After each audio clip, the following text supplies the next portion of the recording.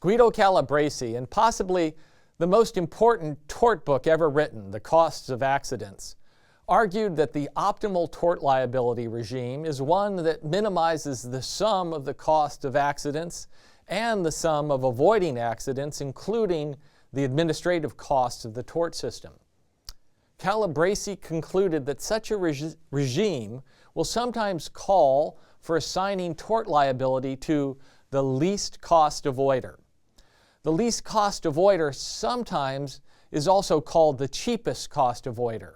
It's the party who is best able to minimize these costs.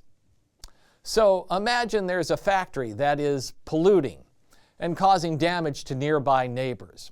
If it's cheaper for the factory to install a scrubber or move than it is for the neighbors to move or acclimatize to the noxious fumes, then the factory is the least cost avoider.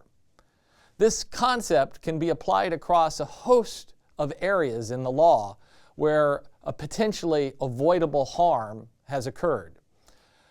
A retailer drafts an offer, mistakenly leaving off a zero from the price of an iPad. When that happens, courts might ask, are there contexts where the offeree is the least cost avoider instead of the offeror who placed the mistaken ad? Or imagine that a factory uses an employment agency to hire a new worker, only to find 6 months later that the worker had undocumented residency status. Again, the court applying the least cost avoider concept might ask, who was better placed to avoid this mistake, the agency or the employer? What is the relationship between least cost avoider analysis and the claims of the Coase theorem? Or can you think of other circumstances where the concept could be used? P.S. The pedant in me wants to point out that when there are only two parties involved, it would be more appropriate to refer to one as the lesser cost avoider.